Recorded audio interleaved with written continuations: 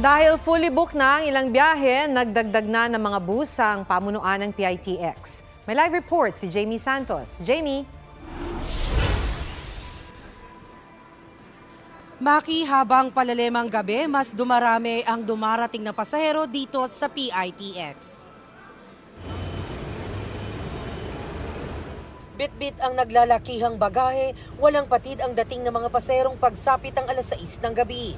Ang iba, may kasama pang maliliit na bata. Mahigpit ang pag-iinspeksyon para hindi makalusot ang mga ipinagbabawal gaya ng butane, gunting, kutsilyo, cutter, itak at iba pa. Ilang pasahero ang maagang nagpunta para iwas abala. Para po hindi mahirapan. Kahit Miyerkules Santo na, hindi nahirapan ang ilang nakausap namin na ngayong araw lang bumili ng tiket panaga. Saglit lang po yung pagbili ng ticket. Opo. Hindi pa daw po fully booked. Hindi pa naman.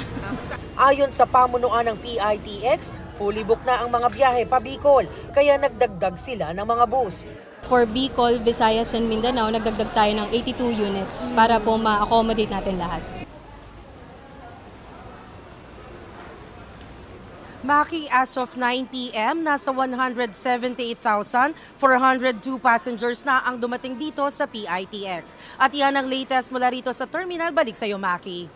Maraming salamat, Jamie Santos. Huwag magpahuli sa mga balitang dapat ninyong malaman.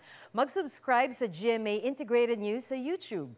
Sa mga kapuso abroad, subaybayan nyo kami sa GMA Pinoy TV at sa www.gmanews.tv.